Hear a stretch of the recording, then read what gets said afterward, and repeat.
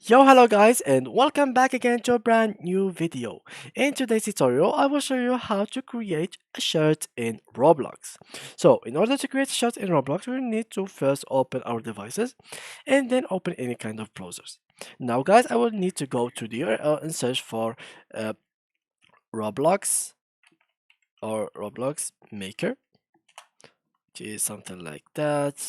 Roblox Make.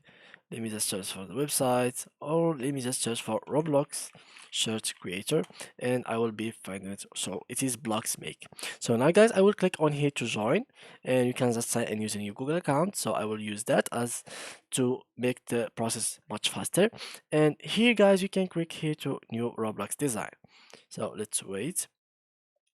As you can see, here is the, the character. So for example, if you want to draw something, it will be here. And as you can see, hide other blocks. Let me just add the other blocks. You can apply. So if you click and apply, you will find it in your clothes or whatever you want. So for example, let's add shape, rectangle, make it bigger, run this. So this looks good. And if I rotate it, let me just find exactly where am I editing. So I will click on apply here. For example, color somewhere like that, and I can just drag it here. For example, if you want to add stickers, you can add them as well. You can add whatever you'd like. So for example, I can add a car here and apply. I can change the color to black, click apply again, and just like so. What you can see here is actually applicable to the skin, but I have some problem with it. So if I click here, let me just check it out.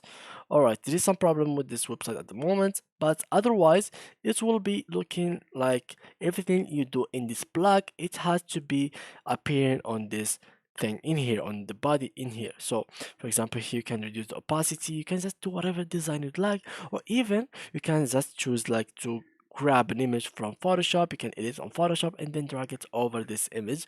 And after you finish, you just have to save it in here and you will be good to go. So thank you guys for watching and see ya in the next tutorial.